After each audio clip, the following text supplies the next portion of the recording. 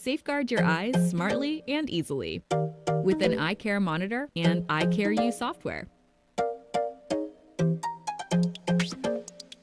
Working on a paper? Turn on low blue light mode. Is the sun too bright? Let brightness intelligence do its work. Now better. Writing code gets your eyes tired? Try coding mode.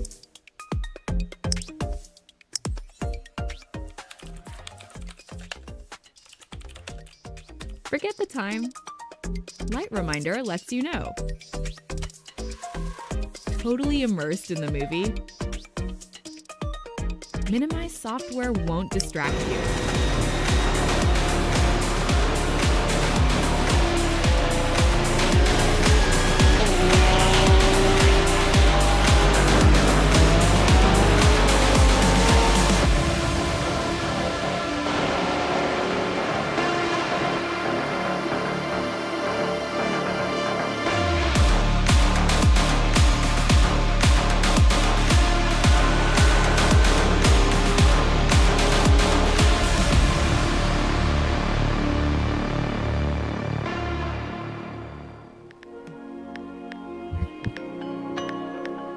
Why, hello there. How's it going, everybody? Hope you're excited for today. There's a lot of cool things to talk about. But first and foremost, let me introduce my new best friend. Hey, Wei Han, how's it going? Reed, good morning. Yeah, it's morning for both of us. Good. I think we're down to like the last 2 weeks of the AMX Beta Season 2, and we've seen a lot this past season, and we've still got plenty to see as we head on to quite a special race here. That's true. Coming up, that special race is Toyota GR86 is on Tsukuba, and then immediately following that, if my eyes don't deceive me, we're doing TCRs on Oran Park for our AMX 5, and AMX has changed up a little bit. If you guys haven't watched in the last week or so, we are doing things a little bit differently, so we've got a bunch of cool stuff to talk about.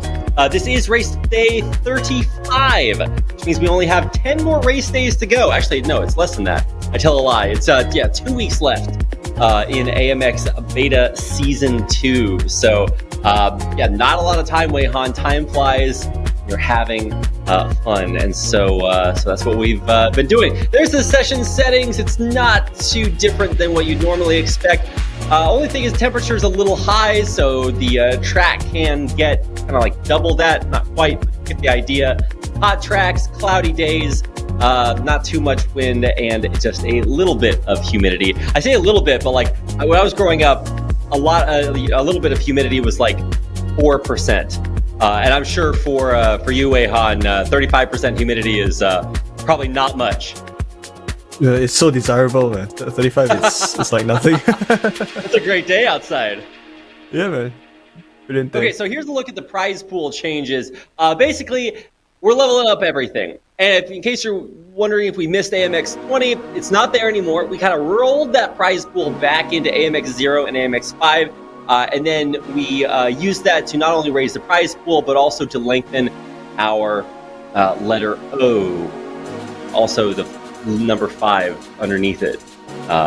Basically, just saying we've got races Tuesday, Wednesday, Friday, and Saturday in Eastern Standard or Eastern Daylight Time. There it is. So that's that. Here's a look at our reverse grid placements. But Reed, aren't you supposed to put the race cars on the track in the order that they qualified? No! Reverse grid means we're giving out prize money for both qualifying and races. You get a fastest time in the qualifiers, you get the big prize money from the qualifiers, and then you race in the race from the reverse place. See what I did there, Wei Han? It would have sounded great if you had dropped me a backbeat during that, but don't worry, I'm not upset. I just wish you'd do better next time.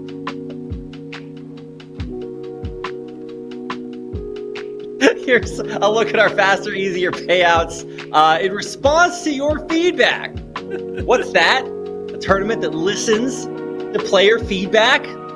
My God, Anyway, we're paying you out in increments of $100 once a month. We're giving you your money. Also, it's not going anywhere. It rolls over to the next season, to the next month, to the next race, whatever. It's still there. We're going to give you your money once a month now in increments of $100, which should hopefully get you guys paid out a little bit faster. Driver cam is also a thing. If you would like to race and get +1 point, that's +$1, turn your camera on, join our Zoom settings. Link is in our Discord. Discord is on our website. And you can also search for it. It's a public Discord, so AMX Race, search in Discord. You can find it pretty easily. Or just head over to amxrace.com. You can find our Discord and all kinds of cool stuff about us. Weihan, tell us about Tsukuba Circuit, please. Yeah, so this Tsukuba Circuit, you know, it's kind of one of the shorter racetracks that we have on iRacing. It's just a slight bit over 2 kilometers long, and of course in real-world motor racing, it's known for being the place where Time Attack kind of came to be. So it was built in the 1970s over in Japan.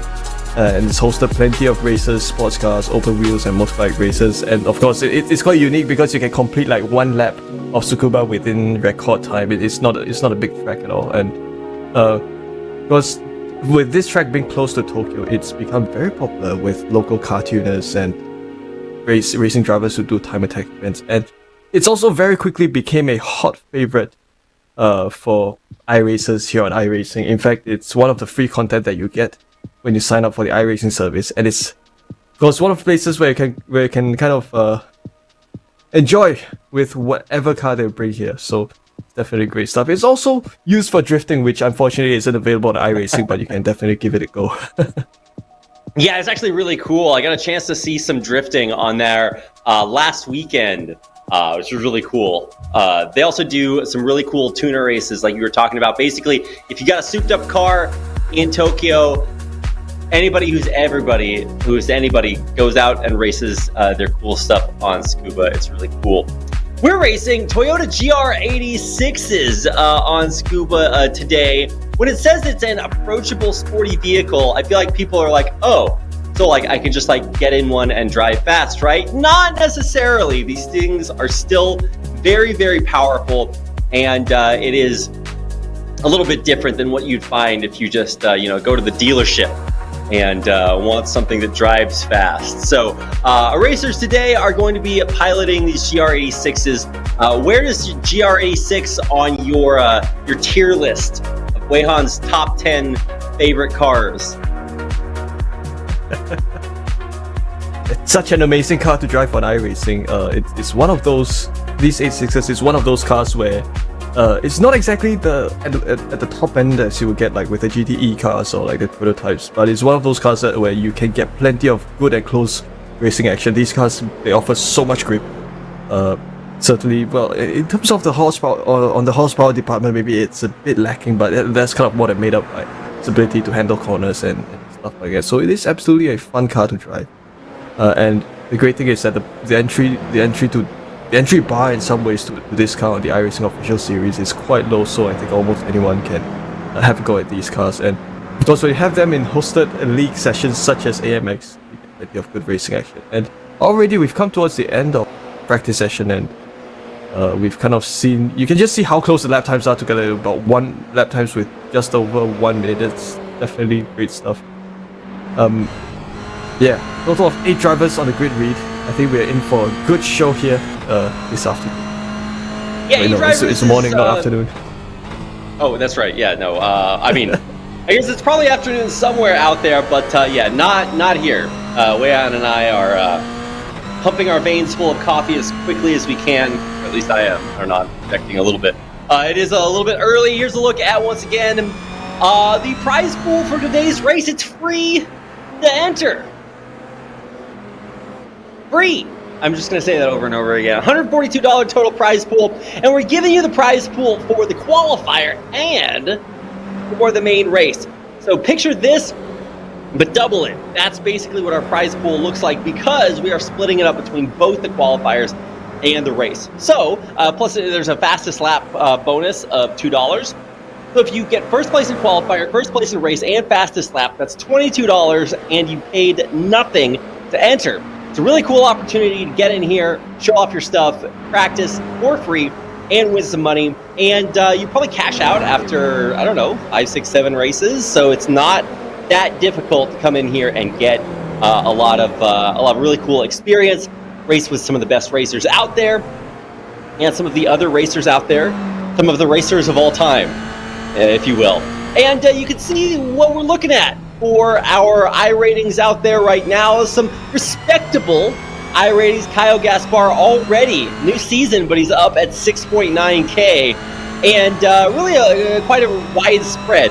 And just because you're new does not mean you can't race in AMX, right? You can get out here, you can do whatever you want, you can, and with reverse grid, that means that even if you are really struggling with some track or car combination, you can still have a chance at doing quite well, getting placed up at the front of the pack. So, yeah, really cool to see some of our new changes, if I do say so myself.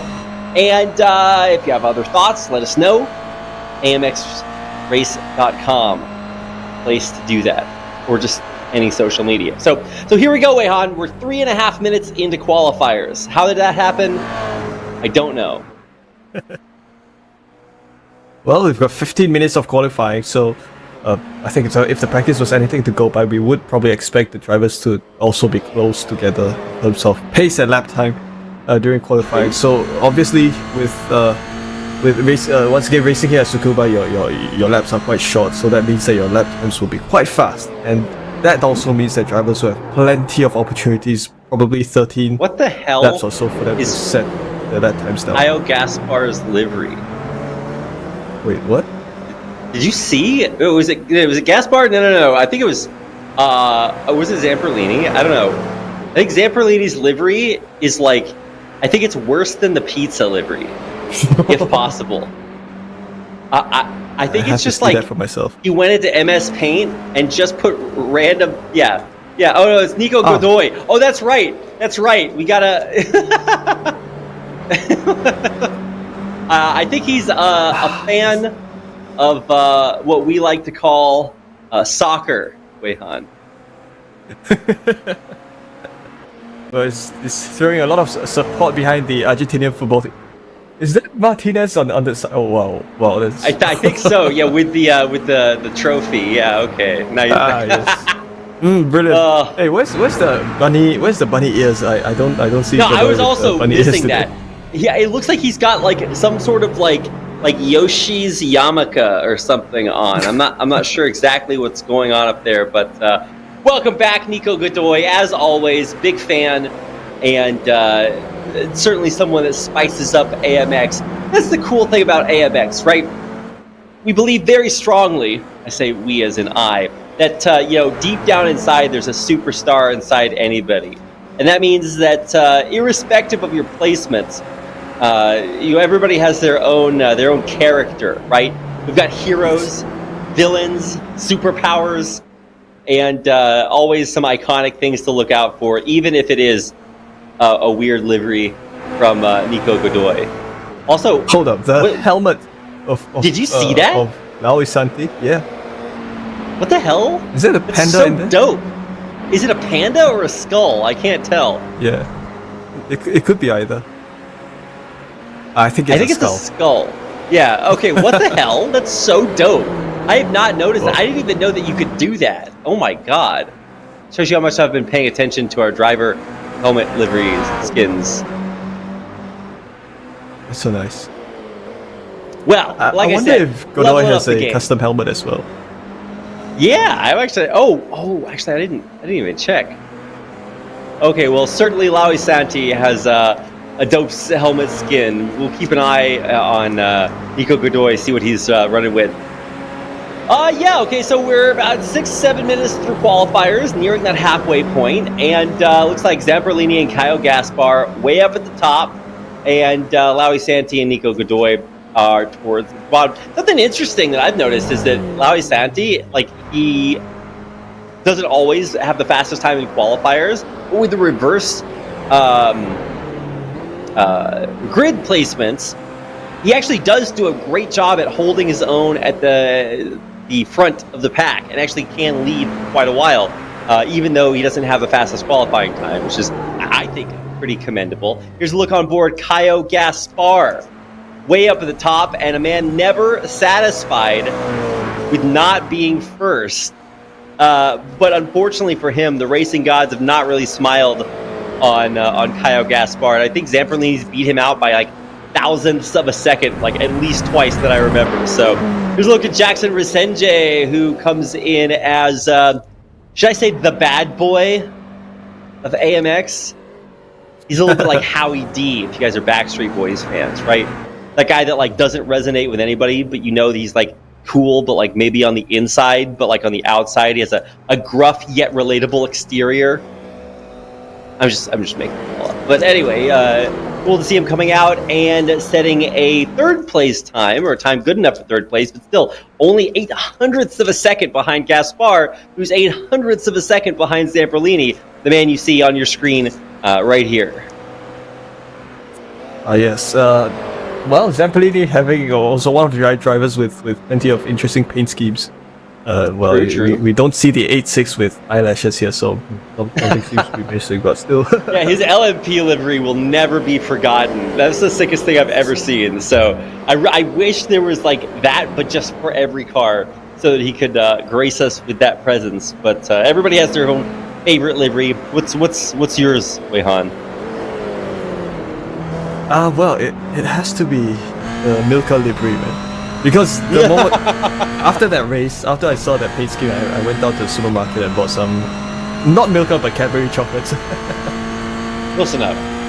Respect. Close enough. Yeah, no, I also with the pizza livery, it just makes me hungry every time. So it seems a but good you guys one. had pizza in the office after that? Oh, well, sometimes we do have pizza in the office. Every once in a while. But yeah, no, I love the variety. This is also the opportunity that you guys have out there, amxrace.com. You want to show off your sick livery, have us rate it, let us know. amxrace.com, you can sign up, show it off, and we're forced legally by law to talk about it as much as possible. So, I mean, I can't really say much about Caio Gaspar's livery. It's the Hoonigan livery. It's a tribute. Yeah, I think it's a tribute to M Block. Very good to see. Yeah. Rest in peace. Nah, Hoonigan was super huge. I think I actually found out about Hoonigan before I actually even knew that it was like related to racing. I just knew that it was like a lifestyle brand. But obviously, you know, much more than just that. So, very cool livery. And let's see what we're working with here. Still thousandths of a second, unable to improve on those top three times.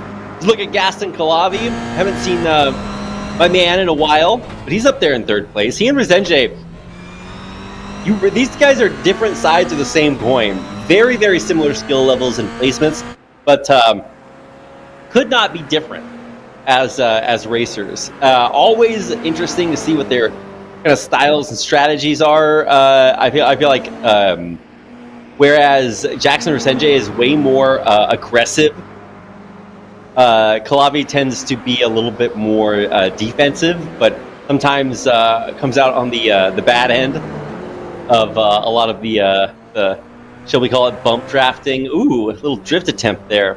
I don't know if that worked out quite as well, but yeah, I don't know. Every one of our racers brings something different and interesting, so it's always cool to see kind of if they're on their A game this day. Yeah, certainly interesting. Yeah, we did see another sliding attempt by Calavi. I think you know, coming here to Tsukuba, you feel like you want to drift. Because it's used for drifting in real life, this track, and of course some 8.6s can be tuned to drift. Although barring the fact that this 8.6 on iRacing has so much grip that it's almost impossible to slide the car unless you put too much throttle or something. Well, we're coming towards the final minutes of qualifying, and it does seem that everyone is. I can't get enough of Martinez with the trophy there. It just appeared in front of screen. A classic moment in sports history, immortalized before our very eyes. Wow. Big fan. Yeah, I so love the all of the focus drivers are on within. Diego Villarreal. They're all within a second. Most of the drivers are within a second of one another, all the way down to from Zampanini to Nico Godoy. They're all within the 102s and 103s.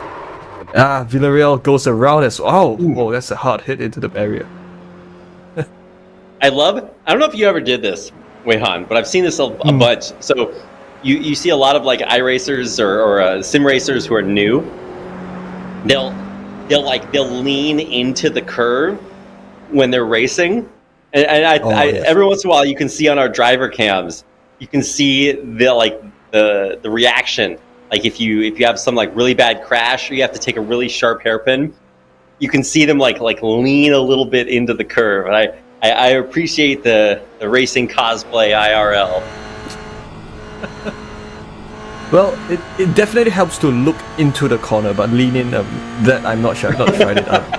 The most I do is I just turn my head around to look at further into the apex, because you have to do that in order to get the best line through. But sometimes if you overdo it, you might have problems. Gaspar does retire, and well, we still do have that pole sitter Fabio Zampanini with a 102.758, and yeah, the rest of the drivers. This is Gaston Kulhavi, who's making his way around as well. The thing with Tsukuba is just because it's such a short track, you finish a lap so quickly. It feels a lot like rinsing and repeating, much like if you were to race at like Lime Rock Park or Summit Point or any of the shorter places. But of course, the difference with Tsukuba being that it's a little bit wider, so that's fine for the driver. It's definitely wider, and it has that. Hey, I saw that.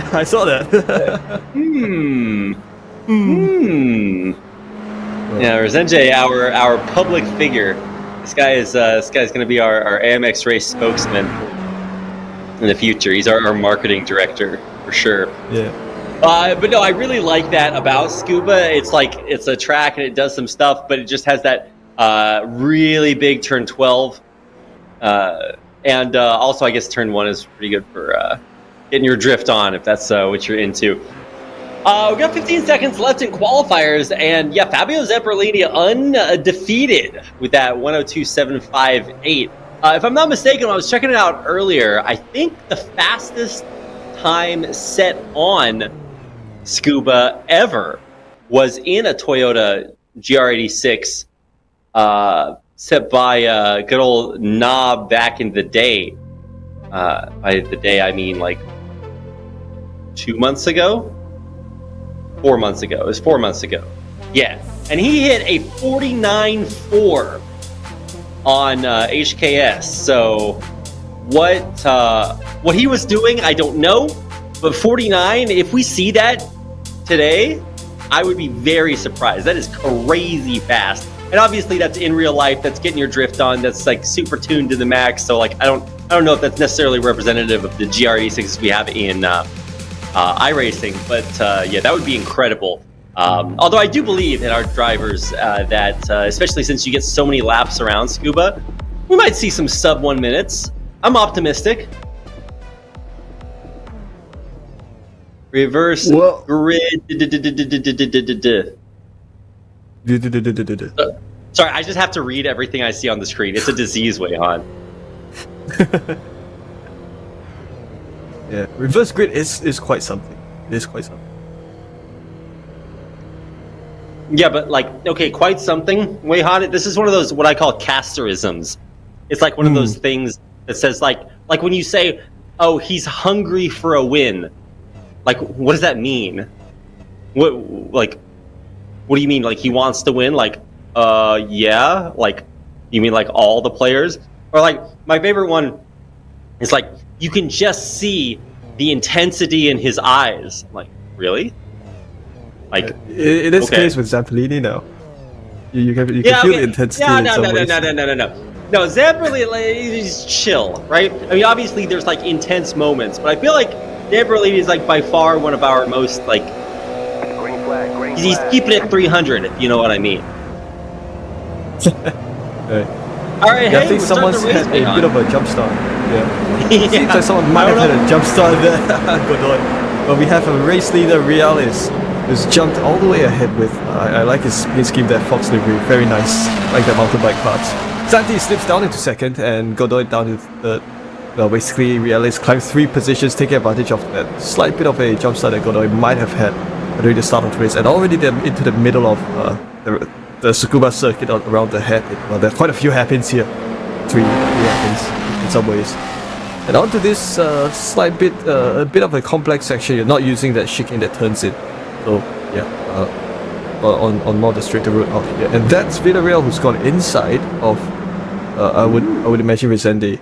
And yeah, they're going ultimately absolutely so close indeed. Yeah. Oh yeah, no, my spider senses are tingling, Weihan. There's you can smell it. You know, I can like count down from 5 right now, and you know something's gonna happen.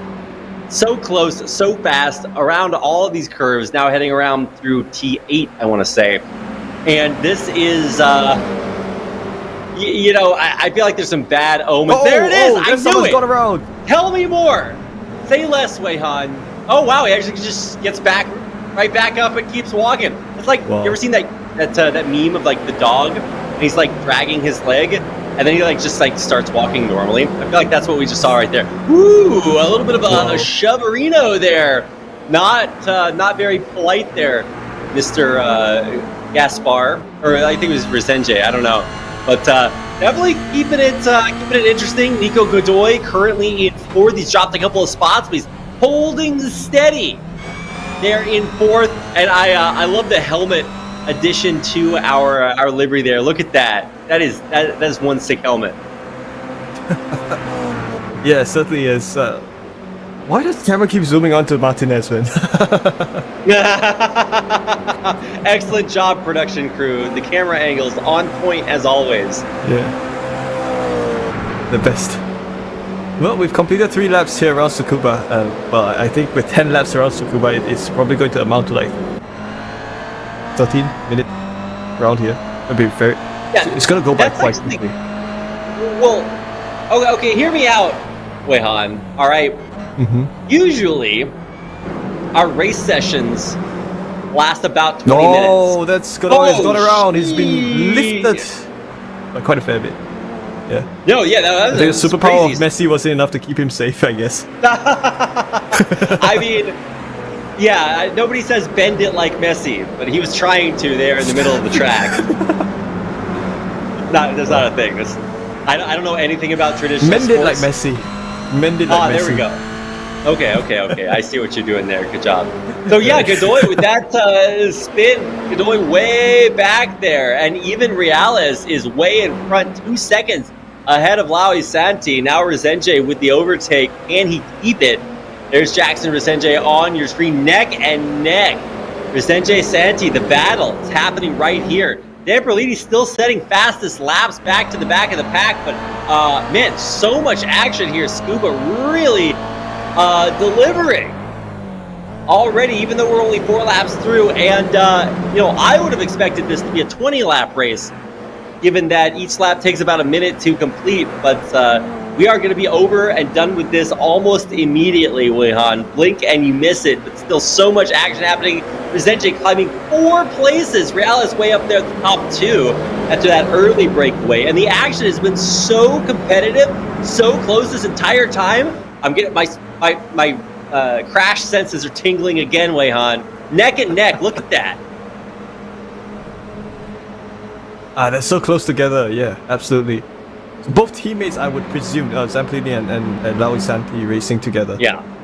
And Zamplini got the better advantage of it off the backstretch and onto, and in fact made it stick through that big sweeping right-hander before coming up on another lap. Once again, whoa, spinning out! That is not going to be closed for long. Out of there. Zamperlini, unfortunately, finds himself now back. Only competition being Godoy. He needs to, if he can speed up, maybe he overtakes Diego Villarreal. But like, ooh, that was a rough spin out. And with only 5 laps to go, it is not much time. Whoa, a little bit of a shove there to the outside. Olavi living up to his reputation and now really struggling to maintain that. Oh, it gets cut out on the inside. Another little bump. He's maintaining on the outside. He didn't get totally taken out there, but Lawi Santi keeping it real. You can see a little bit of exasperation there on Kalavi's face. He's like, really? Really? You gonna do me like that? Brilliant camera angles, by the way. I love that perspective of the battling between Kulavi and Santi. We can absolutely see the intensity right there. I tell you, this having this zoom camera on AMX is such a godsend. You can connect with the drivers at another dimension. Is definitely good. Another dimension. We're in the quantum realm here, Weihan. So I mean, beyond the exasperation there, which you can really feel, that the top four is really, really competitive. You're going to see a lot of action there, and even the battle for fourth has a lot going on. Let's check out the replay of exactly what happened. A little bit of a shove there, and we couldn't see it because of the roof, but I think that's actually where it started. And now, Lavi, look, or no, it's Rezenje, that did that. A bad man. And then it's weird, the race just sort of picks up like nothing happened. Yep. But like nothing happened. That's what you want to see. Yeah. Well, no, nothing to see here. You didn't see anything. These guys are so good, right? It's so good. Well, we're down to lap 7 of racing, and we're now with Santi once again. I think, by the looks of things, I think all drivers have at least been tapped once, one way or another, so everyone is even. Think about that.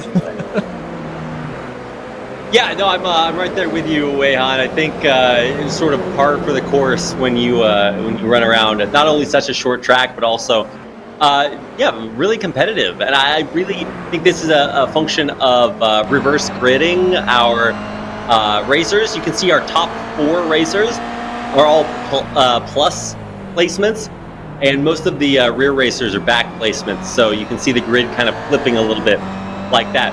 On board with Diego Villarreal, Zamperlini coming up hot behind him. And you can see Godoy even still keeping it close. Right behind that, I love our skull livery. So by far, one of my favorite parts of being on board with Lawi Santi. Diego Villarreal is right behind Santi. And so, keeping it real. Really close. We'll see if we can keep that going for the final 2 laps of our time here on Tsukuba. It's a fast day for our Tsukuba races. Probably don't even need the tank. Just hold our breath. See what I did there, Weihan? Well, Reales continues to be in the race lead. I think was Reales in the race lead. I think he's been in the race lead ever since the start of the midway through the first lap. But he's under a lot of pressure. Sorry to cut you off there, Reed. Resende in second. He wants a window of opportunity through. Of course, this is one of the battles that's existing here. The other one is battle for fifth. So Resende is going to think of a move along the inside. He's going to make it work down into 12, and he's going to seal that position as he rounds off lap 7 here around Tsukuba. Oh, that's the end of lap 8. Absolutely incredible. Right. Yeah, end of lap 8, now 9, only 1 more remaining after this. A big move by Rezenje sends him into first. Reales, who, like you said, Weihan, had held the race lead the entire time, now loses it. Now we're on board checking out the Fox livery of Reales and seeing if he can get that back. Of course, Gaspar coming up behind 8/10, so he's not really contesting just yet, but that could absolutely shrink. And Reales had, at one point, a 2.5-second lead over everybody in the pack, and now finds himself in second. So what happened there? The world may never know. But he's lost it, and now he's got to try to fight to get it back. Really cool storyline to follow as we have 1 minute remaining. Look at how close our pack is still, even after so many accidents. We still have most of our racers still very, very competitive.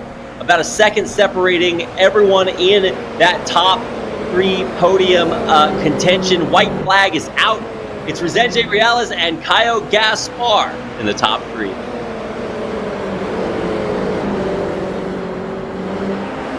Yeah, so battle still ensues into the final lap, but of course I think Resende has managed to take on the race lead at the right at the final moments of the race. So one final lap, and we'll see this absolute close battle going on between teammates Lauri Santi and Fabio Zampellini. I have a feeling that they're both in a Discord chat together, talking to each other and scheming their moves together.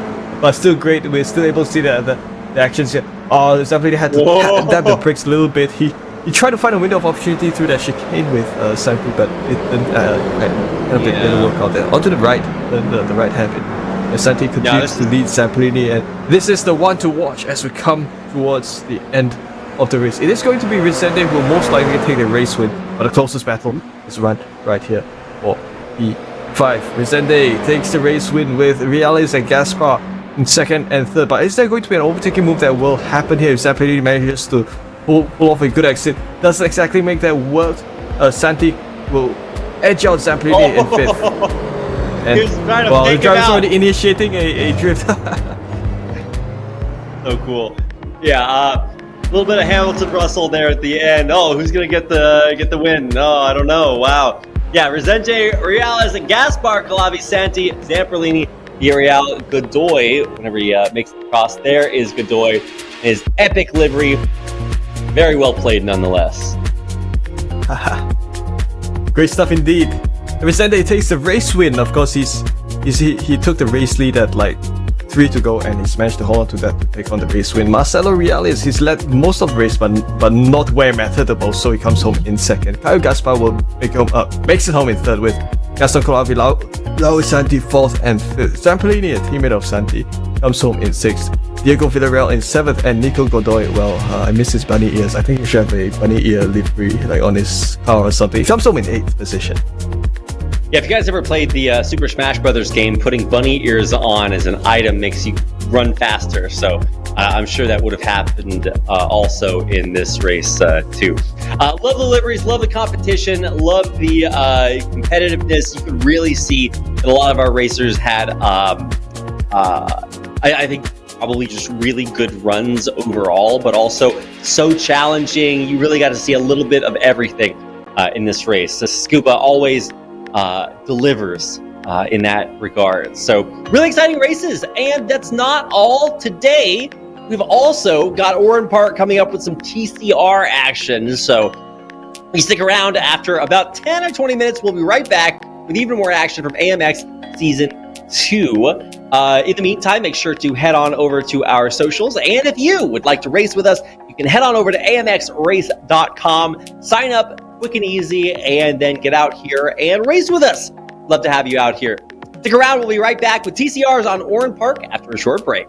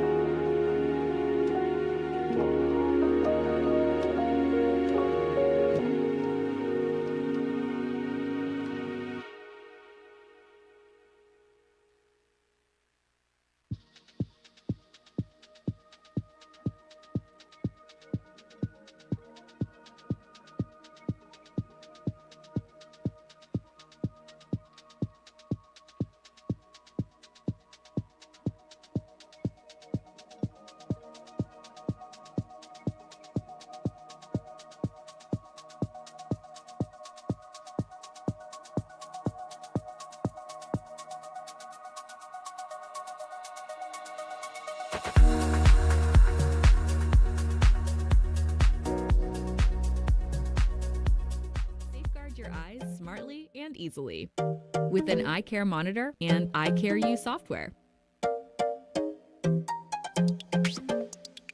Working on a paper? Turn on low blue light mode. Is the sun too bright? Let brightness intelligence do its work. Now better.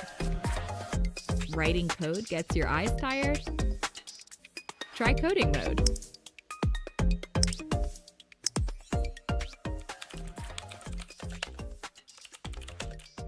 Forget the time. Light reminder lets you know. Totally immersed in the movie? Minimize software won't distract you. Break reminder and force break help manage your screen time.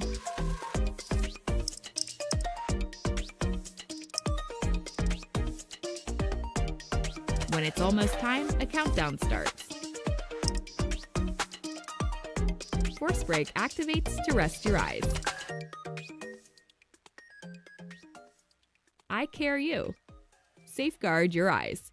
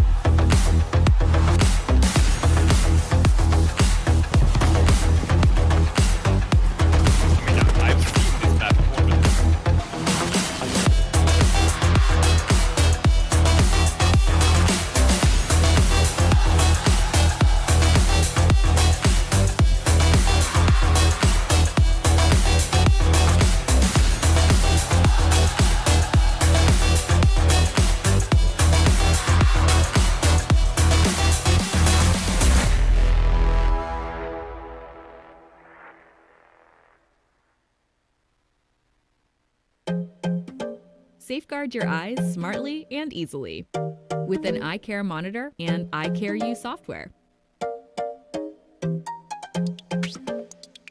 Working on a paper? Turn on low blue light mode. Is the sun too bright?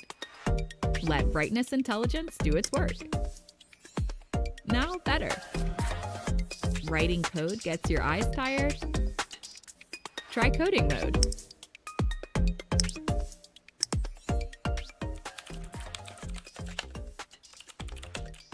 Forget the time. Light reminder lets you know. Totally immersed in the movie? Minimize software won't distract you.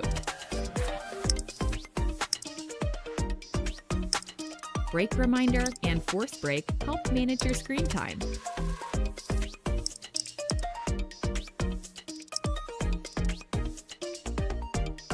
When it's almost time, a countdown starts. Force break activates to rest your eyes. Eye care you. Safeguard your eyes.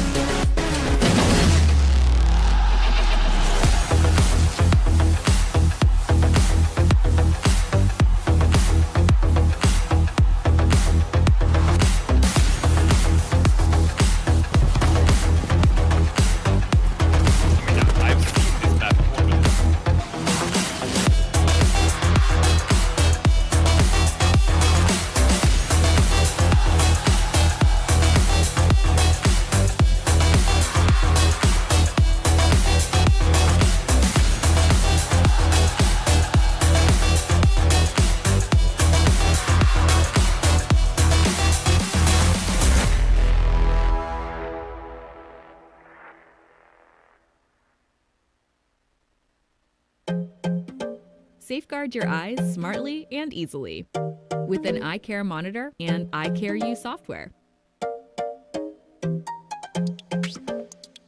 Working on a paper?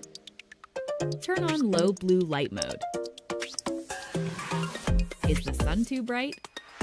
Let brightness intelligence do its work. Now better. Writing code gets your eyes tired? Try coding mode.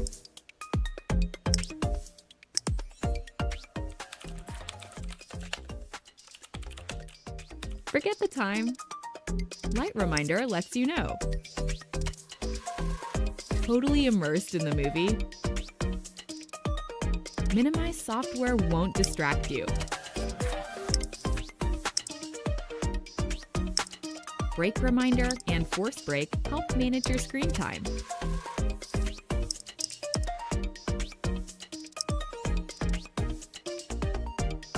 When it's almost time, a countdown starts. Force break activates to rest your eyes. Eye care you. Safeguard your eyes.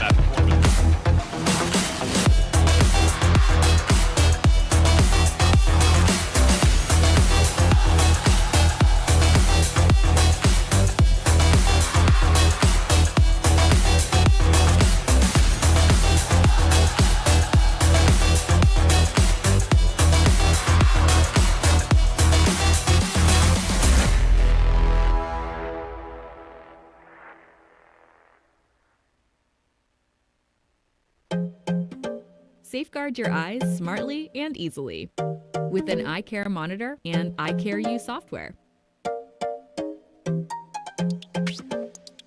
Working on a paper? Turn on low blue light mode. Is the sun too bright? Let brightness intelligence do its work. Now better. Writing code gets your eyes tired? Try coding mode.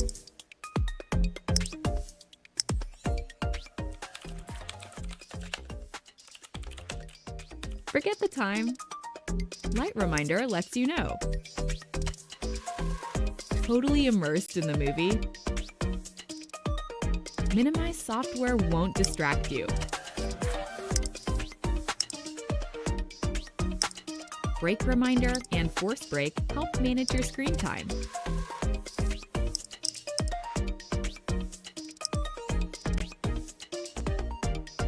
When it's almost time, a countdown starts. Force break activates to rest your eyes. Eye care you. Safeguard your eyes.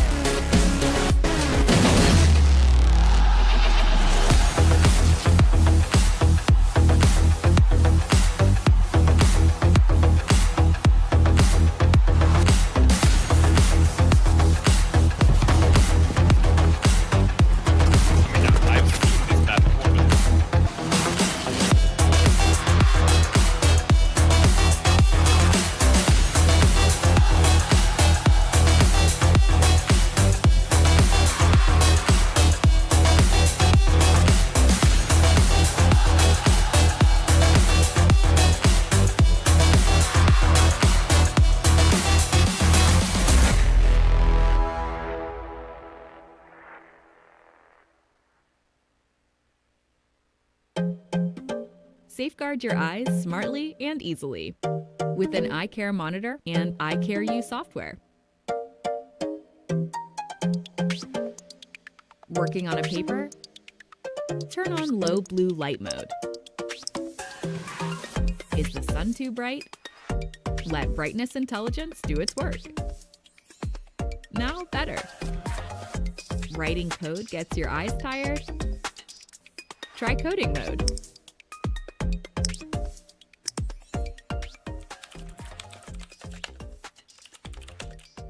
Forget the time. Light reminder lets you know.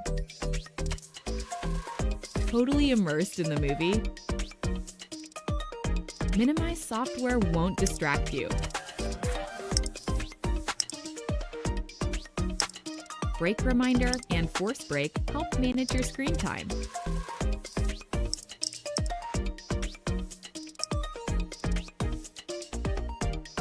When it's almost time, a countdown starts. Force break activates to rest your eyes. Eye care you. Safeguard your eyes.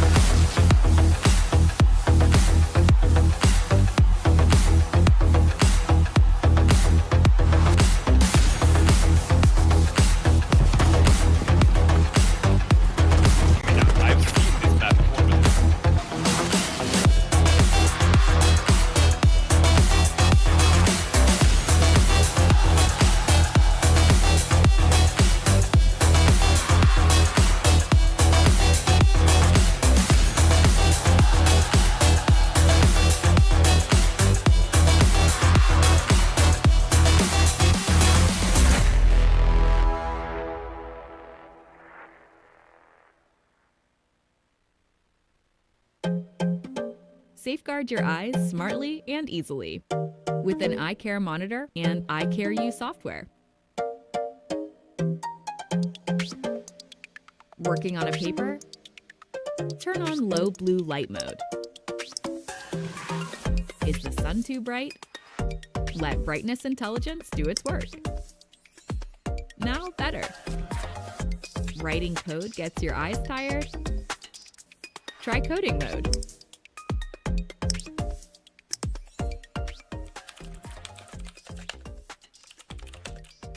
Forget the time. Light reminder lets you know. Totally immersed in the movie? Minimize software won't distract you. Break reminder and force break help manage your screen time.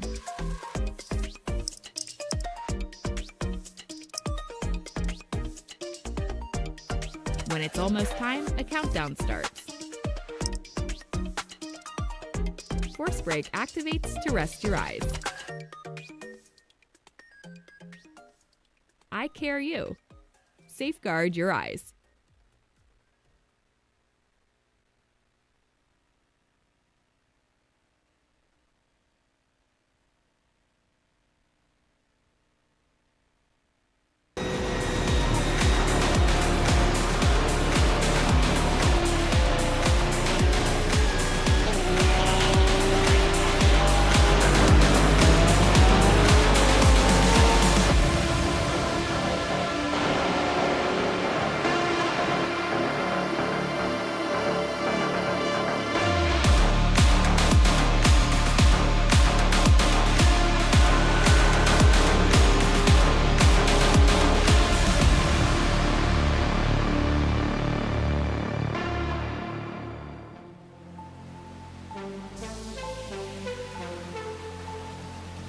All right, hello everybody, and welcome back to our second race of the day, AMX Season 2, and we are in our final few weeks. We've got 2 more coming up after this, so you got to get it while you can, which is also true for Wei Han. He's not going to be here forever, guys, so you gotta make sure to tune in for the rare, shiny Wei Han Pokemon caster sightings.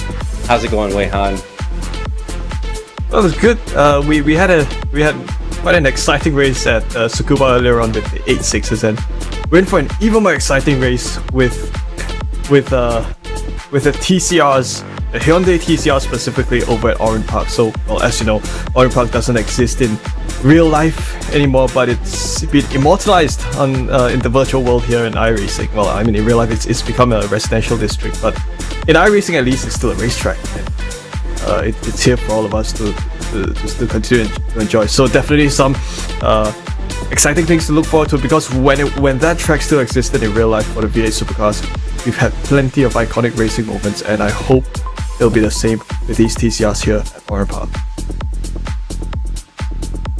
Oran Park, it's good. It's one of the, I guess for me, the main parts about sim racing in general, and that is that it is such a good preserver of history, right? And Oran Park really is one of the most unique racetracks out there if you include the overpass that they have in the final section of it. Now, if I'm not mistaken, let's see, our configuration is the Grand Prix, so that does include the overpass, right?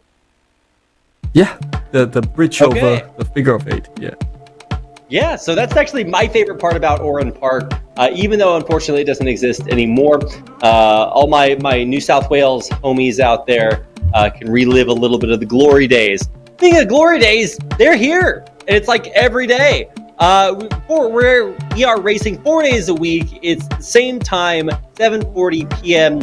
EDT, Eastern Daylight Time. So if you want to plug that in and translate it, it's early in the morning in Asia, middle of the night in Europe, and afternoon, evening in most of America. So we've also updated the prize pool. We've rolled AMX 20's prize pool into AMX 5 and 0, and that means you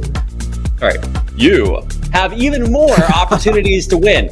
I can't help. I'm sorry. I'm like 14 years old. It's a very confusing time. I don't know if I like girls yet. So yeah, it's my voice is catching up. So reverse grid placements. We don't know what's going on here, but we like it. Okay. The races are good, better than ever. Even they're great races. Some of the best races. AMX 5 and 0, we're giving you this money for both the race and the qualifiers, right? So this is an AMX 5 race coming up. You got $25 for first place in the qualifiers, $25 for first place in the race, and $5 fastest laps means that you walk away with $55 for one race by only putting $5 in. And in truth, if you pay $5 to enter this race, you only have to place in the top 16 drivers, guys, to win money. So, I'm not a math major. Oh, wait, yes, I am.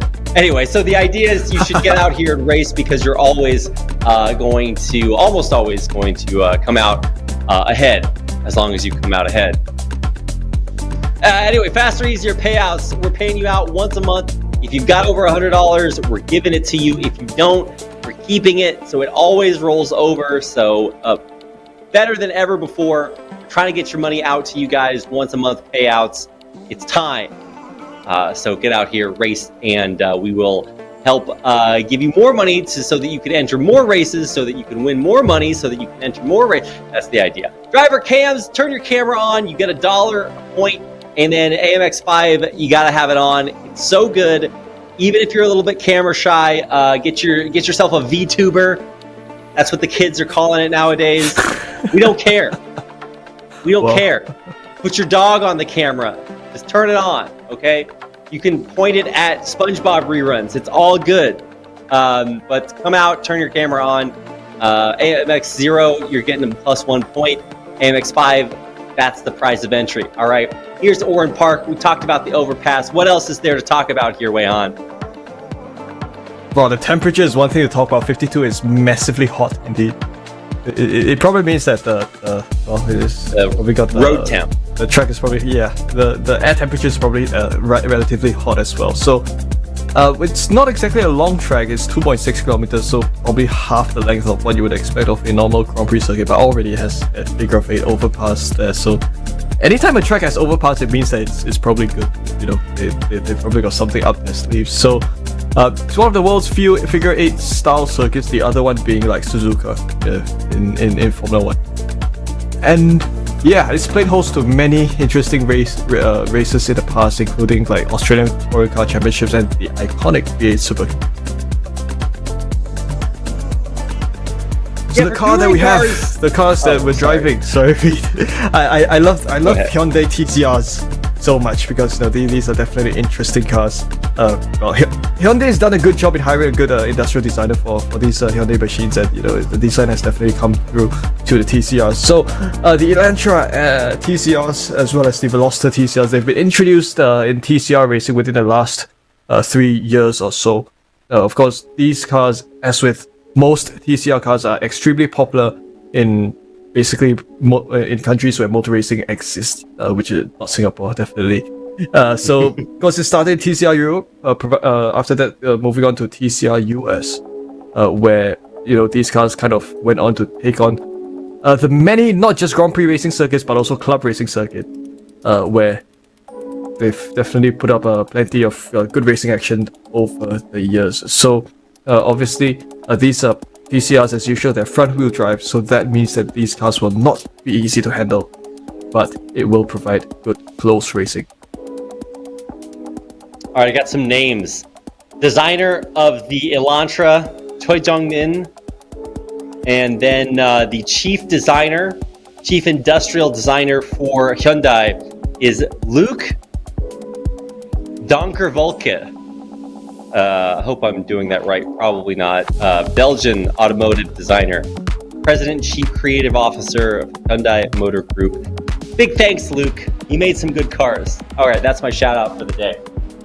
Please sponsor us. Hoonigan livery is back and out there on the track. I think for me, the liveries obviously add a lot of character, but specifically because we're racing Hyundai TCRs, you're going to get a little bit less diversity when it comes to manufacturer, but you get more diversity when it comes to our liveries. 8 racers in our first race and in our second. What's going on, Weihan?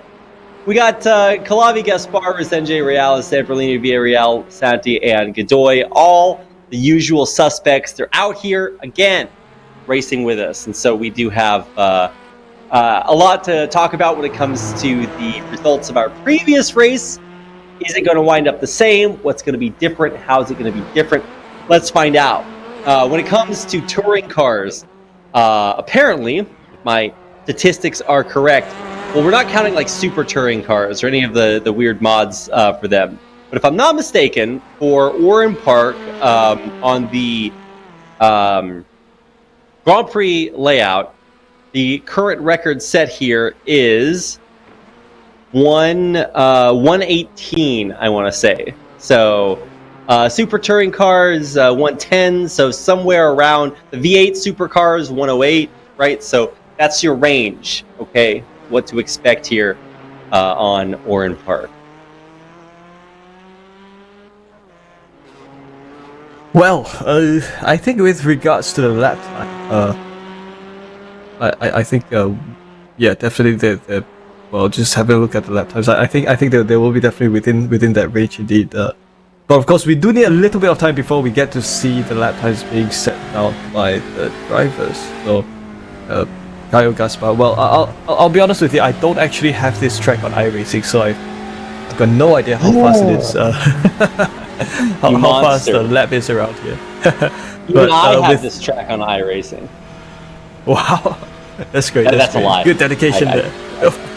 I'm just. That's the great thing about commentary. You can just say anything. They can't stop you, Leon.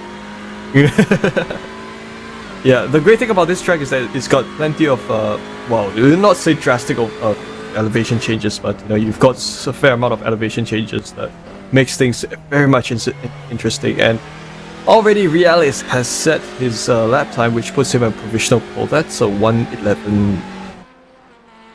8.9. Great stuff indeed. So we should be seeing drivers within the ballpark, that 111, 112, 113, within that range of lap time. So a good indication of the pace of the drivers. This is Vicente, who, well, good, nice tactical livery. The same, basically one of the OG paint schemes that we've seen here at AMX ever since last year. Yeah. No, Oh, that's what's a great way to this? put it. Oh, wait, what? What's This this? has got to be Gogodoy. Well, Yeah. The Punisher livery. Excellent. Oh, nice. Is it Cloud Fist, fast or slow? Try to... I don't know. We got a lot of messaging. What the hell? Okay. I love it. We'll try to figure out what on earth it says on his livery, but respect. He's always got a new livery to bring out for us, and already our first time's coming through. We got a 111 set up at the top by Reales. Kalavi now beating that with his own 111, 21 thousandths faster. 21 thousandths sounds faster than 200ths of a second. But exactly the same thing. It's all in their marketing. Yeah. Oh yeah, definitely a good choice of words there. Oh, another interesting paint scheme that's cool Harvey with. It seems to be an alcoholic drink, I guess. Yeah, the Duff beer. That's the beer from The Simpsons. Ah, I see. Oh, that's nice. I need to watch The Simpsons a bit more. Yeah. My God. There you go. Yeah, no, that's required homework for references.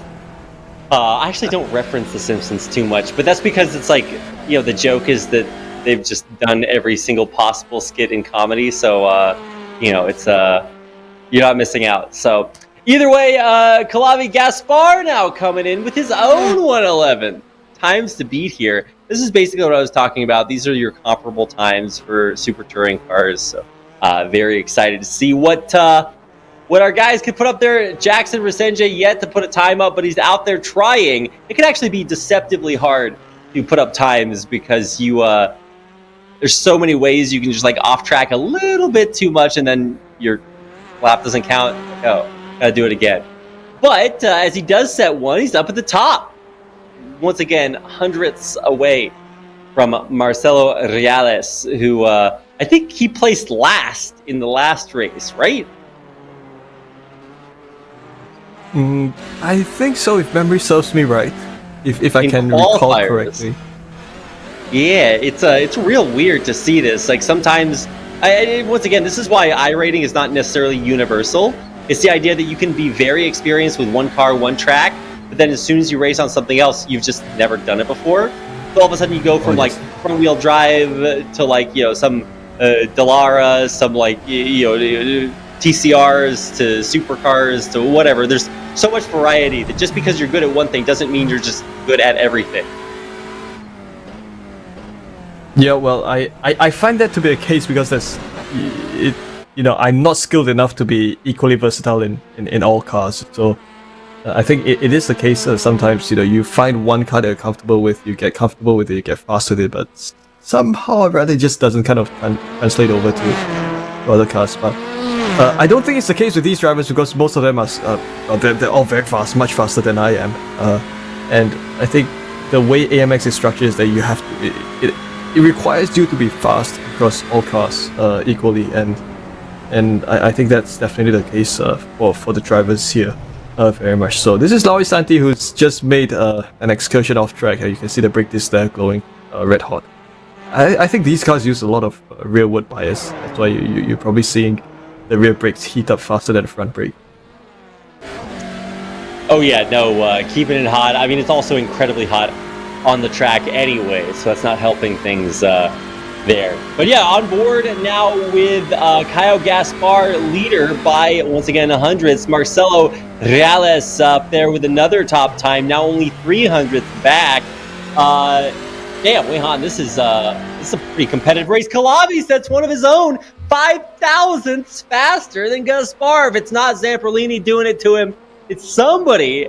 Caio Gaspar, man, he's doing his best out here, and everybody seems to be trying to take it away. Calavi with an incredibly fast lap. Wow, that's not bad. That's a good run indeed. 5,000ths of a second is a tiny margin. You know, I once did an iRacing hot lap challenge back in like 2013. I lost out to the fastest driver by like 9,000ths, and yeah, and there was only one prize, and yeah, I lost out on that. Aww. That's how close Well, I mean, the margins are. Yeah, I mean that feels bad, but at least you know that's like it's not your fault. Like if you're walking along, you get struck by lightning, like it sucks, but like you know what were you supposed to do about that, right? Like you probably should. It's just unfortunate. Yeah, shouldn't blame yourself for that. Like, what are you gonna do, right? Oh, you should have been 1,000th faster, Weihan. It's all your fault. Wow. Yeah. Exactly. We're halfway through qualifying, and drivers have, well, I mean, everyone has set down their lap times, so we have a good indication of how the pace is going to be. I'm curious to know, right? Because previously during the session earlier on with A6s at Tsukuba, we had a situation where the qualifying session was just a little bit longer than the race. I wonder if it's going to be the same here. Well, I mean, that's what's interesting, right? Is the way that you decide what's the race and what's the qualifier, right? Which one's longer. But no, it's like your placement in the qualifiers, it's group qualifiers, right? So you're not racing against each other on the track, which means that this is more of like, you know, your time attack. You know, it's how fast can you go? And we're giving you basically the best possible situation to show off how fast you can go. And I feel like the double quotes, like the real race, tests different skills, because it's not necessarily just how fast can you go, but you also, it's about handling, right? You have to be able to pilot your car around other drivers, and your skills at overtaking.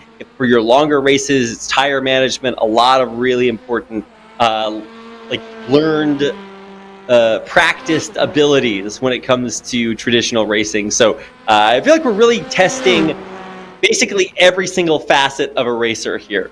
Are you good with a lot of different cars, tracks, situations on the track, reverse grids, fast, like speed, handling around other drivers? Like you got to be good at it all. And that's what's so cool about some of the best racers here in AMX, is that it's so crazy how versatile they are. It's really difficult to throw them a curveball they can't hit out of the park, to continue my sports metaphor, Weihan. Yeah, I think one thing that a good skill that to have in these AMX races is you need to be able to not be distracted by jarring paint schemes. Definitely a good one.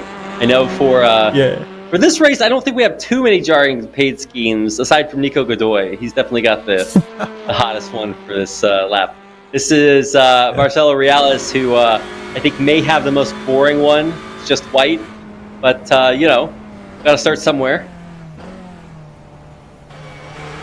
Yeah, Reales into. Well, the thing about turns 1 and 2 is it's one of the more difficult, more tricky and dangerous corners here at Oran Park, because you're entering the corner very fast, and you're kind of braking as you turn in. So it's definitely a place to watch, especially with the overtaking opportunities that'll be there for the drivers. A bit of an uphill here, so it does seem that.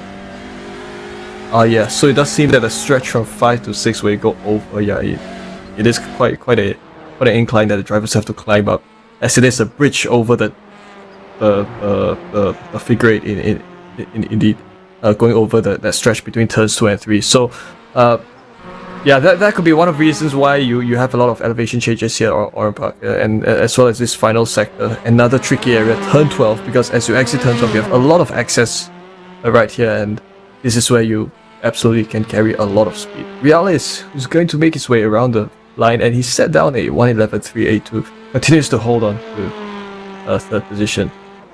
Reed, we're down to the final 2.5 minutes of qualifying, and it seems that someone else has got the lap time as well. I think at this point the positions seem to be kind of set in stone in some ways. From past experiences, we might sometimes see drivers kind of go for an attempt at upsetting, trying to get final position gains in qualifying like in the last few minutes. But I think we'll have to see who exactly will pull that off. Yeah, I agree. Incredible to see how close this is. This is crazy. I know you mentioned this for our first race of the day, Wei Han, but like, look at how fast these times are and how close they are simultaneously.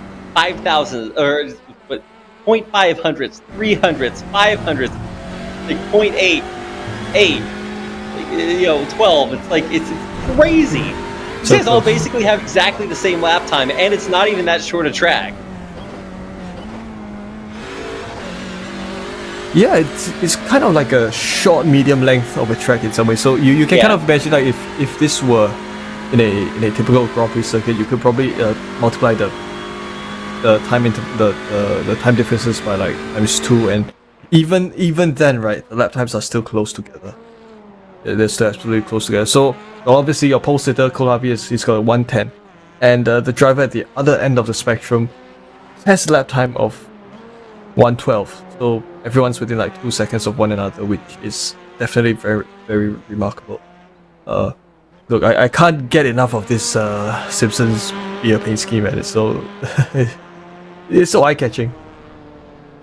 No, I was gonna say, Duff Beer out there, if you're watching, we're open for sponsorships. Let us know. 30 seconds left in qualifiers, and it looks like we only have a few racers still out there trying to get it done. Some other people pitting there. Diego Villarreal. When we announced the reverse grid qualifiers, Diego Villarreal is one of the first people to say, "Oh, wait a second, that just means I'm going to be in first for the race every time," because he didn't used to go for qualifiers. But now, he is he's out here. He's putting up some times. And even if they're at the bottom, with how fast they are, you can see that it's actually still very, very comparable to the actual times here. Look at the qualifier results. As you said, Wei Han, it is exactly as it was in qualifiers. Calavi, earlier on in qualifiers, Calavi, Gaspar, Reales, Zamperlini, Resenge, Godoy, Laui Santi, and Diego Villarreal. Marcelo Reales really putting up some very, very good times. So I'm actually pretty excited to see what happens there. Now, if you look at the times, what am I supposed to make of these times? Because these times are tenths of seconds apart from each other, but in the qualifiers it said that they were hundredths of seconds apart. Am I wrong there, Wei Han? Well, I don't think so. Well, I think I mean there are probably two ways to kind of describe the lap time differences. It can be either down to interval from the pole sitter or just advantage, from each driver to the other.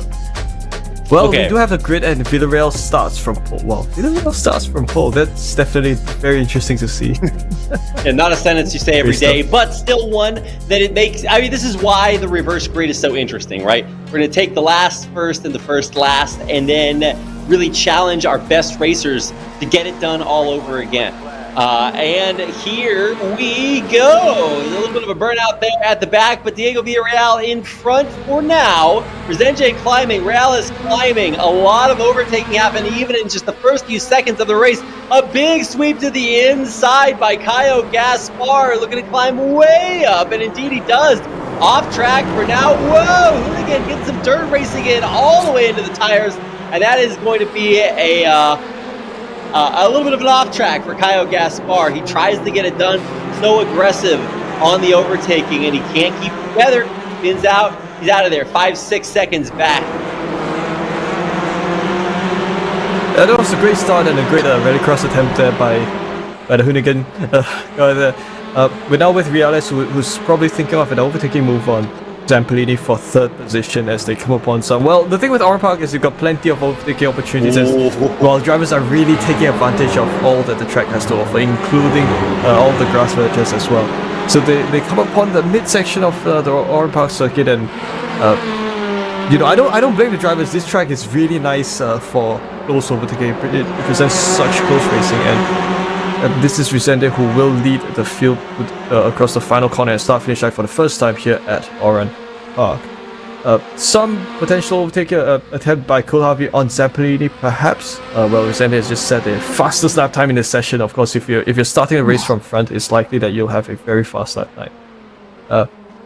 More action here between Godoy and Laui Santi. So it's quite deceiving because you see that drivers are so close to each other. You know, they try to overtake, but they don't actually commit to the overtake. It's one of those things. You know, they're so good at building up excitement and kind of maintaining the excitement through the different corners. So this is Zampolini who is coming under a lot of pressure from Kulhavi. Well, I imagine Zampolini can kind of smell the beer from Kulhavi's car emanating there. The exhaust. Yeah, no, I feel you. So there's two things that are happening right now. One, top three very competitive, and the distance between Zampolini and Kulhavi also one that you got to keep an eye on. For Zampolini, kind of felt like he should have finished much higher in the first race, but it's so much contact, really physical in our first race, and now Zampolini is one of the guys that we've seen not really commit to any of these aggressive options. He's the one that hangs back, lets everybody else have the problems, and then swoops in to claim a high placing once everybody else is out of the picture. So let's see if he takes that style going into this race, considering that the first one of the day was a little bit rough. Side by side, neck and neck coming through that turn. Zampolini climbing with a fast overtake of Kulhavi. Kulhavi retaking back and forth, coming around on the inside. Zampolini maintains, cuts in front, and Kulhavi is set to be back in place. Wow, Kulhavi with +3, but Zampolini holding strong in that fourth position. Great driving by all these drivers, indeed. Yeah, that's Zampolini who's being pressured by Kulhavi, indeed. I think they're both having a good time racing here. I tell you, these Hyundai Elantra cars, I'm trying to get used to seeing these cars as race cars because you know, here in the city streets here, you kind of see these cars as like your typical family saloon cars. They're like everywhere on the streets, and you don't really see Hyundai Elantras with spoilers or like a body kit. But yeah, here you have like easier spec cars which are all fully kitted out and kind of being used for racing. Definitely interesting stuff to see. Yeah, it's fully kitted out. I mean, this is where you're going to find that. So, Vicente Reales up at the top, but really right here is Zampolini. I don't think it's going to get... Oh, wow. I got a little bit scared there. Villarreal, Zampolini, Kulhavi, all within 5/10 of each other. You can see keeping it tight and close around these corners. And really, the corners on Oran Park are even more difficult in some ways than others, just because of the way that this overpass works. It means that you're going to have a pretty wide left-hand turn through the overpass, but then you've got to also switch that up, come across the bridge, and then switch it into a right-hander into a huge straightaway through the finish line. So a lot more required of you on Oran Park than I think in a lot of other tracks. I mean, obviously it's different every way, but let's see how that affects our racers. You can see continuing to stay as close as possible. And there is that straightaway I was talking about. That's where you're hitting your max. That's good enough for a 1:11, 10/10 faster than previous lap there. Reales setting the new lap record for our race today around the outside. But no, he actually gives up his space, getting overtaken there. Zampolini sliding in, or Kulhavi rather, sliding through. And yeah, that's what you get for trying to pass. Not good enough. And that is that's Zampolini taking that 5th place, Kulhavi in 4th, and Villarreal just desperately trying to hang on. That was a great battle overtaking attempt indeed. Great job by all the drivers, and of course Villarreal managed to... Oh, this is another one that Kulhavi has attempted. He's gone along the inside of that right-hander and makes it work. Some good contact, some good battling between Villarreal and Zampolini. Bumper rubbing indeed as they take on... no exactly sure, that's probably turn 9 there. Before coming upon this chicane, what makes this chicane absolutely tricky is because it's over a crest and you have to be very careful with the way you send your car over. And upon this left-hander with a wide exit here for turn 12, definitely exciting stuff indeed. Well, positions have kind of shuffled a little bit, and within this battle pack at least, it seems that it is Kohav who leads this battle pack and currently sits in third position. And already you can a bit of mistake there by Sampolini, and that's going to send him almost spinning around. He manages to recover the car in time, and he's going to lose another position to Kyle Gaspar, who takes advantage of that spin. Yeah, not sure what happened to Laue Santi. He's out of there, back in the pit lane. So going to have a really rough time. Maybe just going back for new tires, trying to come back instead of fastest lap time, something like that. But yeah, back in the pack is honestly very competitive. Zamperlini, some struggles this game, but Godoy now actually in the running. We'll see if he can get way up there. I mean, he's towards the back, but with Santi out in the pits and Zamperlini struggling, Godoy could finish 2-3 points places higher. There is Zamperlini, of course, on your screen. A little focused because, like I said, he did not have what I would consider his best showing in our first race of the day. And so now he's got one last chance to do that in our final race, TCRs, here on Oran Park. So let's see what he can do here. Continuing, check that rear view mirror, seeing if he looks good. And I would say he does, but in the race, obviously, even a professional, my expert analysis of Zamperlini is that I do believe he can overtake Kyle Gaspar, but I mean, Gaspar is one of our best racers. He just had a really bad spin out at the beginning. He's still incredibly fast, but we'll see if it's fast enough to overtake guys like Diego Villarreal, who has struggled before, but is actually doing quite well in the top four. Yep, and Resende continues to lead the field. Of course, Resende started he's now 3 positions up from where he started, over in 4th position. Makes his way over that curve. Well, you can absolutely cut the apex of that curve, no problem there. Left-hander for the final corner again and making good use of the exit. He's got a clear advantage of...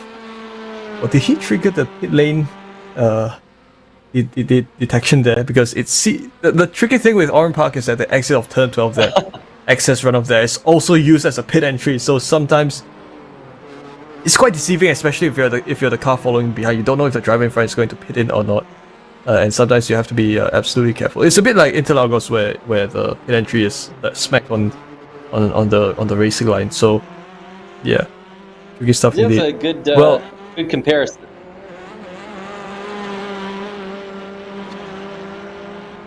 Yeah, so I think we might be able to catch a replay of the race start later on, which was definitely some exciting stuff indeed. But we continue with Reales, who sits in 2nd place.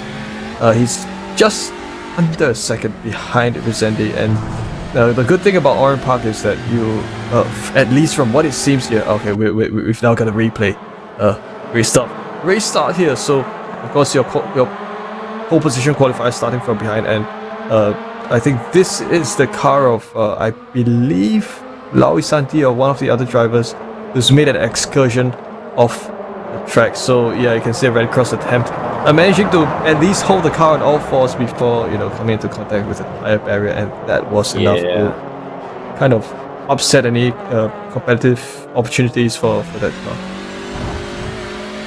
Yeah, unfortunately, Gaspar now still kind of reeling from that start. You can see him back there in 5th, but still climbing. Diego Villarreal holding strong, and now we're on board with Marcelo Reales, who is in 2nd, but only by a second.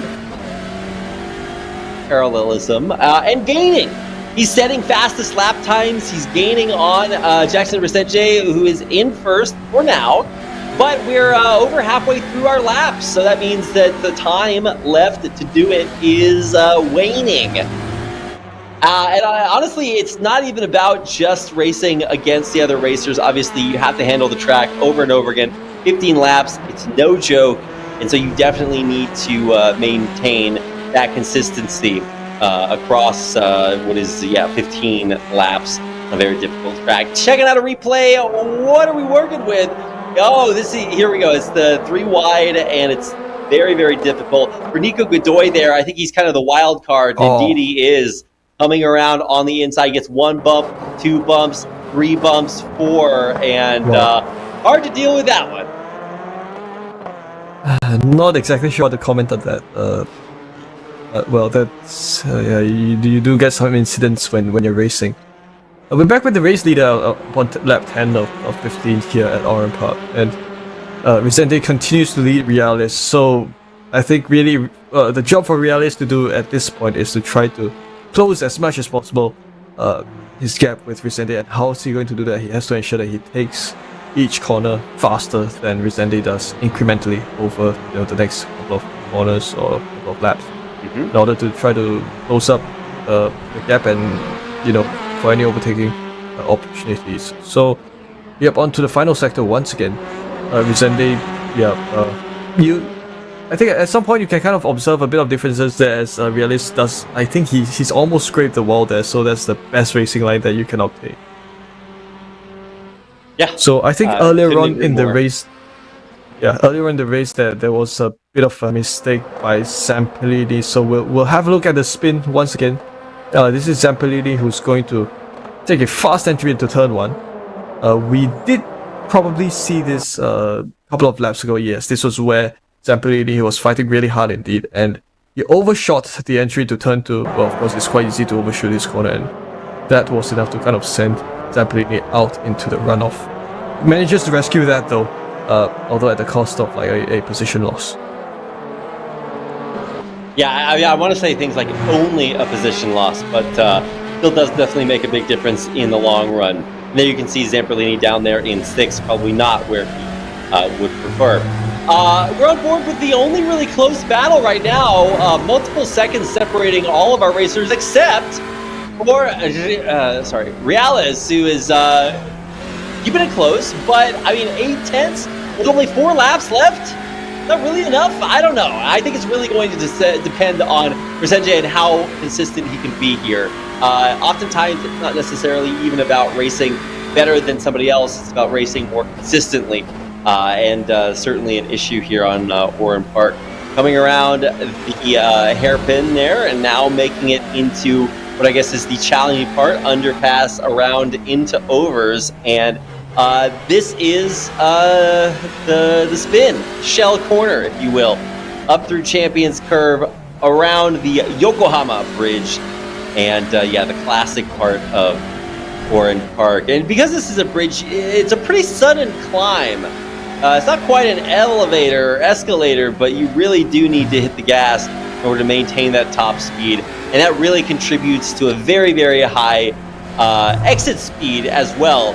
Of course, as you come on into things like the sweeper, or at least the entry to Recaro Corner and that straightaway. So either way, like I'm talking about, for Realis, he's got to get it done very, very soon. And with the time or the distance rather shortening, or lengthening rather than shortening, it's going to get more and more difficult. While for everybody else, they just have to maintain their time, right? 3, 4, 5 seconds separating most of our racers, and so it's going to the pressure is going to be a little bit less for everyone else. Whereas for Realis, he knows he's got a chance at overtaking. It's just going to be very difficult.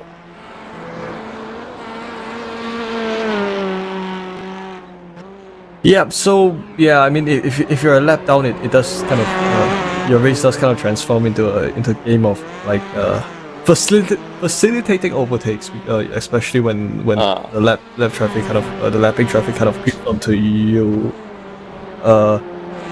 Otherwise at this point, this is Nico Godoy, who he's also kind of in a space of his own at this point. I think he's at this point it is quite a fair distance behind the rest of the grid that Godoy is at. But nonetheless, you can see that he is driving quite a battered up car, especially up front, so he's still holding his ground absolutely well there, handling a car that might have some front end damage. Of course, with these TCRs, it's quite it's always a tricky car to handle. Zampellini in 6th, and obviously teammates with Laui Santi, but both of them being teammates indeed. But unlike in the last race where both of them were battling with each other, we're not going to really see that in this race because they're on different laps. But the battle that is indeed going to happen is this one, the battle for the race lead, because Vicente and the gap between Vicente and Realis has reduced to 0.5 of a second. 5/10, but only one lap left. Weihan, is it enough? Maybe. Could be. Honestly, he was. Maybe. Yeah, he was a second back, and a little bit of a mistake means that this is the time. Realis, you got one lap left.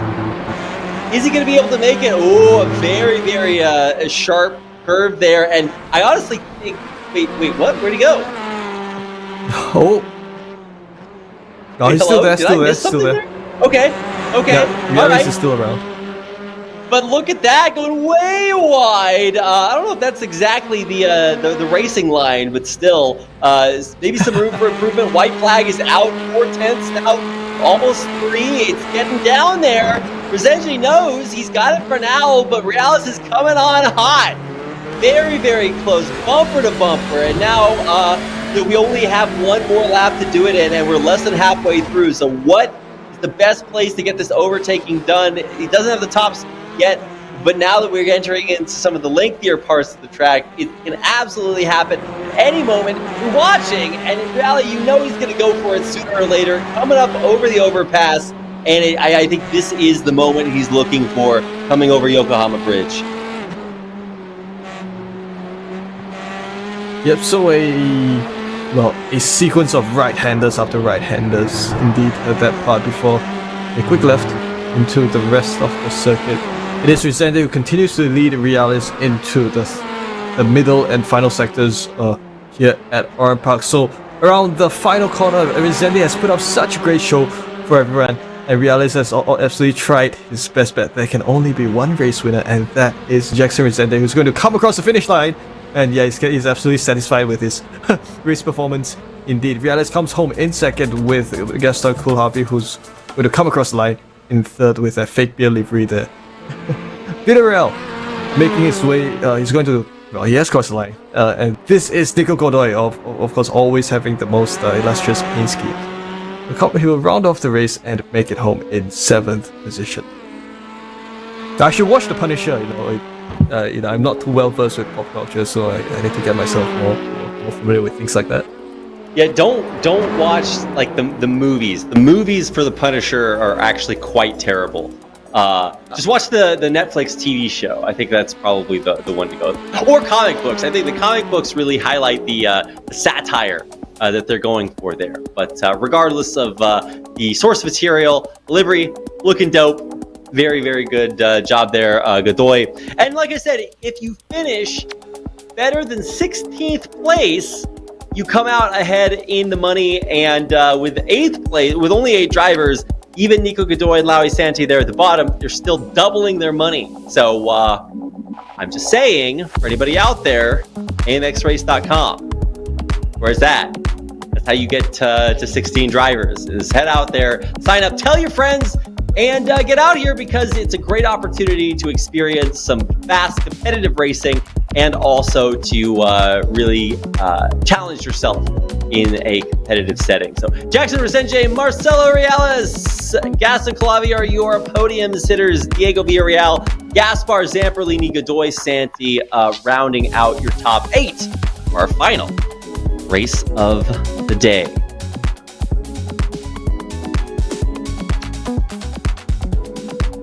Oh, that's going to do it. Wow. Some really good races today, Weihan. Did you have a favorite moment in today's races? Well, the battles were all very close here and there.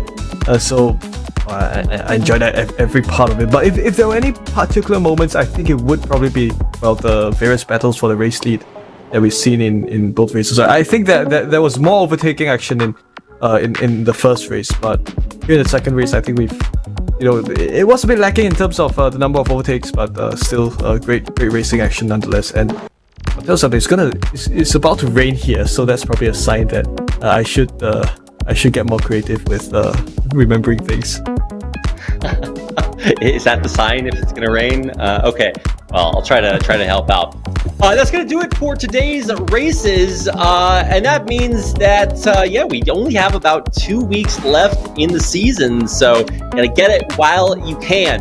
Coming up tomorrow, we've got Cadillac CTSVs out there on Virginia International Raceway, or whatever you want to call it, right? And then we've got our legends returning. We've got the Ford 34 Coupe mix it in up a little bit more bleeding edge of iRacing race car track combinations here at AMX. And we're going to be racing that out on Langley Speedway. So something you guys haven't seen before in AMX. Nice to see some variety here coming up. So a lot to look forward to. As AMX Racing Season 2 continues tomorrow. So you don't want to miss it. Head on over to amxrace.com to join us and hit us up on our social media.